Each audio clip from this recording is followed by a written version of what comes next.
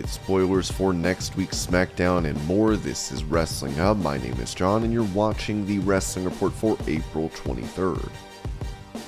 Before we get into the rest of the video, make sure you subscribe to Wrestling Hub and turn on all notifications to stay up to date with everything in the world of pro wrestling. Also, don't forget to follow us on Instagram at WrestlingHubOfficial and also follow us on Twitter at Wrestling_Hub.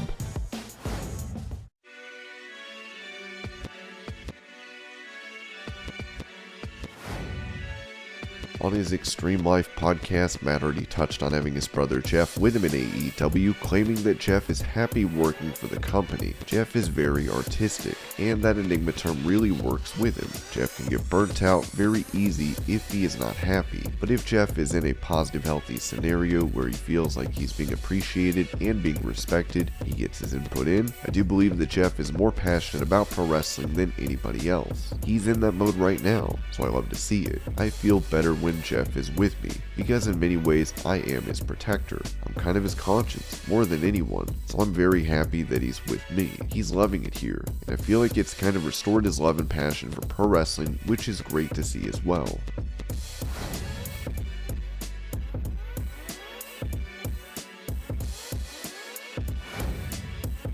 Matt Hardy would also talk about the recent debut of Satnam Singh on Dynamite, which fans did not view too favorably. As he said, "I totally understand why this guy debuted in the spot he did. We obviously have a big budding television deal coming up in India, and he's going to play into that. I get the ramifications of debuting him. Using him and highlighting him, it's a big deal. The use of turning the lights out and then turning them back on, if you do that, it feels like an anticipation within the fans, and I feel like it has to be a known star. It's gotta be someone, when the lights come on, you're like, oh my god, it's him. Sabu was so famous for doing that in ECW all the time, so I felt like that was definitely the reason why they should have brought him out in a different way, but it is what it is. We live and we learn. We all make mistakes, and Tony Khan once again, 3 years in, it is what it is. He's trying his hardest, and he's trying his best, and I love the fact that he was very accountable for it, and he owned it, and he said, well, we probably should have done it differently.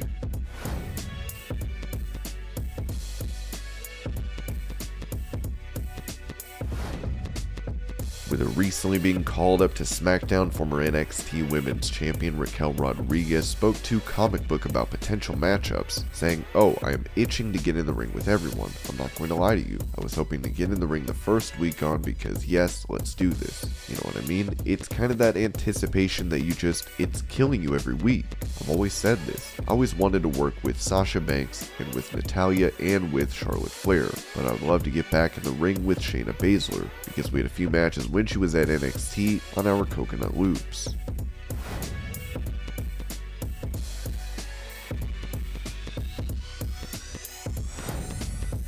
Talking on the Brewbound podcast, Steve Austin would recall his legendary beer truck segment from March of 1999, where he sprayed Vince and Shane McMahon as well as The Rock. Austin would note that most of what he sprayed was not even beer. Well, living on the road back in those days was a pretty wild time. A lot of times you got creative the day of. I remember arriving in the building. Vince or somebody is saying, "Hey man, you're going to drive a beer truck into the arena and hose down The Rock." I bumped the ring with it, and the first 30 gallons that came out was actually beer, and then it turned into water. When you show up and you hear all the crazy stuff they've had me do, whether it was Zambonis, beer trucks, driving cement trucks, filling in a Corvette with cement, just totaling a brand new Corvette, we were able to do so much fun things. It's those moments that people will never forget, and that beer truck was one of them.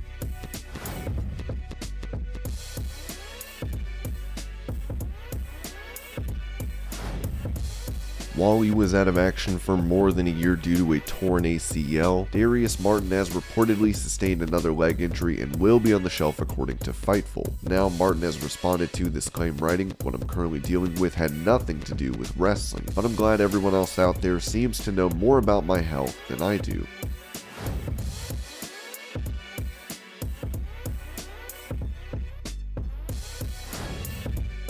With former WWE producer Pat Buck leaving the company to join AEW, QT Marshall talked to Cultaholic about a pet peeve of Vince McMahon that Buck told him about. Everyone jokes about the Vince-isms, but someone had mentioned that Pat Buck came to AEW, and we were talking about when he was in WWE and some of the Vince-isms. One of the things he said was Vince doesn't like when you grab someone and you just chuck them back into the ring and they roll in 30 times. And I thought about it, you know what? It kind of makes sense, right? You've seen it for so many years, so it's kind of just something you know, but it does make sense. If you get thrown in, you wouldn't roll all the way to the other side. You would probably just pick the guy and put him on the apron, and then you get in, then you yank him into the middle of the ring. It's more realistic. It makes it look, and I thought about it, you know, as weird as that is to really harp on your TV show, out of all the things you could harp on, I thought, okay, well maybe when I'm out there, I'm not going to let someone do that to me. I'm either going to get myself back in the ring, or I'm going to take something on the outside of the ring that's so rough that they're going to have to pick me up on their back and place me onto the ring and push me in. I thought it would add a little more realism, and I could be completely wrong.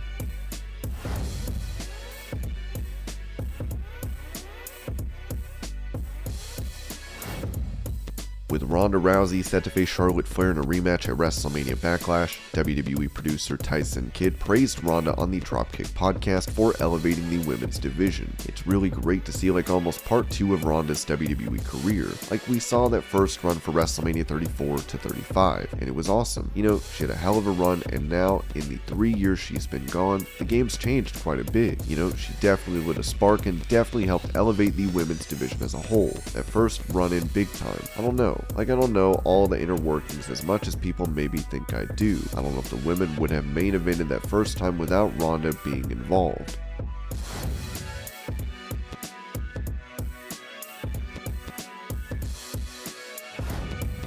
Speaking of WWE producers, Dudley is recovering well from his spinal surgery in February, as he told the Table Talk podcast that he'd be back soon. I had my stroke in 2019 and WWE gave me the time off to get better, which was great. But then I also just had back surgery, and again, WWE was very gracious enough to give me the time off to heal and things like that. I'm happy to be able to say I'll be going back on June 15th, back to work again. Unfortunately, he was told he could not wrestle again since he would then need another procedure, which he said he had no plans on getting back in the ring anyway.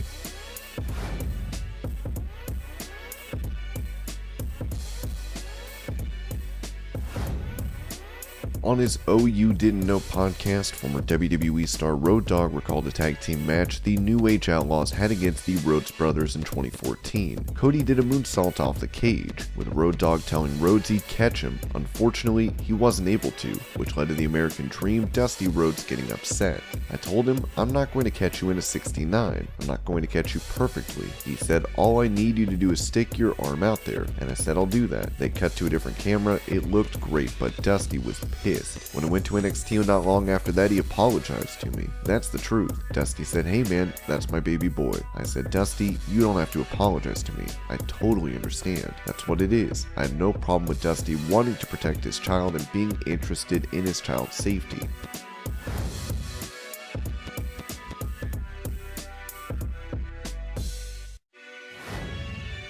Next week's edition of SmackDown was taped last night from the MVP Arena in Albany, as Wrestling Inc. has the scoop on what took place. If you don't want SmackDown for the 29th spoiled, now is your chance to skip ahead. The Raw Tag Champs RK Bro and SmackDown Tag Champs The Usos had a contract signing for their title unification bout at WrestleMania Backlash. A brawl ensued, which ended with Drew McIntyre and Undisputed Universal Champion Roman Reigns stepping in and facing off. In a steel cage match, McIntyre would defeat Sami Zayn. Ricochet retained his IC title against Shanky, with a split between Shanky and Jinder Mahal teased after the match. Raquel Rodriguez had a squash match. A Happy Talk segment ended with Madcap Moss and Corbin brawling. One half of the women's tag team champions Naomi defeated Shayna Baszler. Xavier Woods beat Rich Holland, which led to a match between Sheamus and Kofi Kingston, which the Celtic Warrior won. For the I Quit Beat the Clock challenge, Ronda Rousey would beat Shotzi, and SmackDown Women's Champion Charlotte Flair would not be able to beat Aaliyah before the time expired, despite having her locked in the figure 8.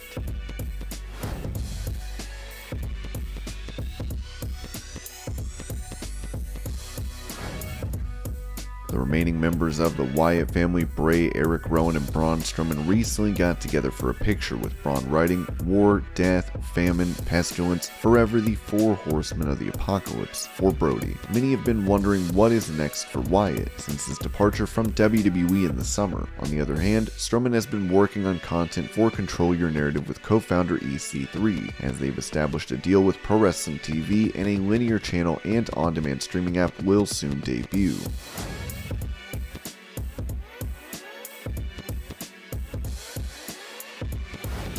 WWE star Paige recently found out that she had not been on TV for WWE in 750 days, as a fan on Twitter responded saying Steve Austin and Edge set a poor example for younger stars, calling them greedy. Paige replied, "I think you meant inspires younger superstars, you idiot."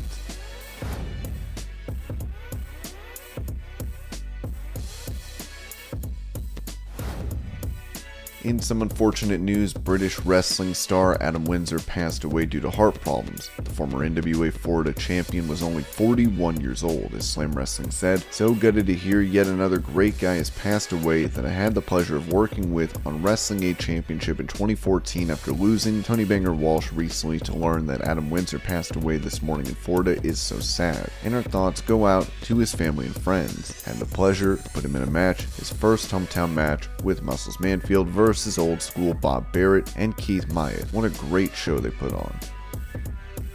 And this was your Pro Wrestling News Update. I hope you're all having a great day. Thank you so much for watching, and I'll see you later.